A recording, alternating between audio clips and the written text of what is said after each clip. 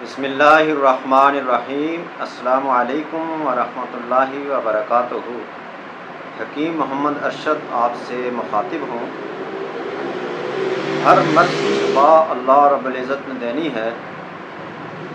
محترم ناظرین، آج بواسیر پائلز کی علامات، وجوہات یعنی کیا کیا سبب ہیں اس مرض کے، اس حوالہ سے معلومات آپ سے شیئر کی جا رہی ہیں۔ آج کل بواسیر کا مرض بہت زیادہ لوگوں میں ہو رہا ہے۔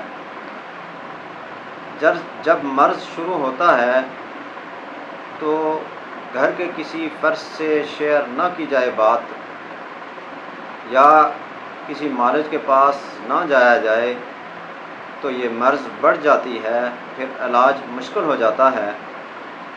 محترم ناظرین، اس کی بہت ساری علامات ہیں۔ کوئی وزنی کام کرنے سے مقعد کے اعصاب پہ دباؤ پڑتا ہے، جس کی وجہ سے مقعد کے قریب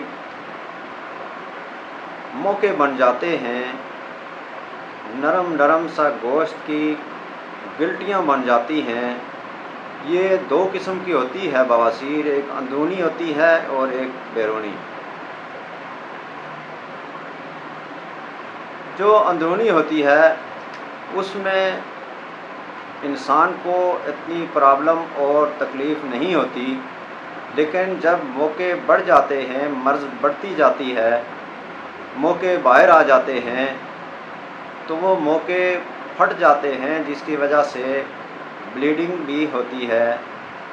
اور اسی دوران اگر زیادہ گرم مزاج کے کھانے کھائے جائیں، بازاری کھانے کھائے جائیں، یا مرچ مسالے کا زیادہ استعمال ہو،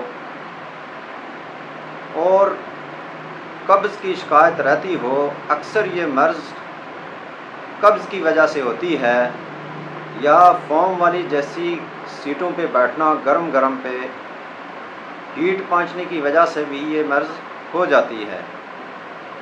اور یہ مرض وراثت میں بھی ہو جاتی ہے۔ اگر والدین میں سے کسی کو ہو تو پھر بھی اولاد میں یہ مرض منتقل ہوتی ہے۔ محترم ناظرین، موٹاپا بھی اس مرض کا سبب ہے،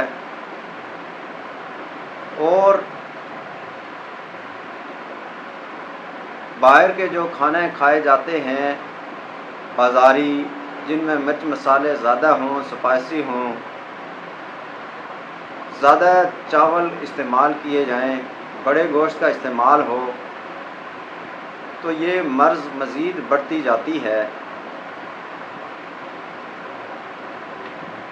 محترم ناظرین،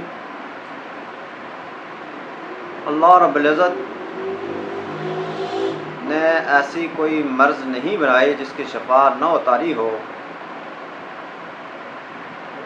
انشاءاللہ اس مرض کا علاج اور پرہیز اگلی ویڈیو میں آپ کو بتایا جائے گا۔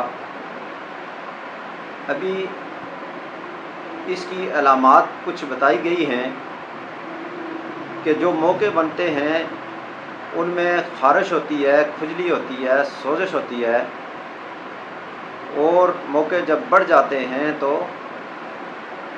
بلیڈنگ بھی ہوتی ہے۔ تو اس مرض سے بچنے کے لیے، تاکہ یہ مرض آپ کی جو ہو چکی ہے یہ ٹھیک بھی ہو جائے، اور آئندہ کے لیے جو ہے اس کے لیے پرہیز ایسی کی جائے کہ دوبارہ یہ مرض نہ ہو۔ انشاءاللہ اگلی ویڈیو میں اس پہ بات ہوگی۔ ابھی اجازت دیجیے، اللہ حافظ۔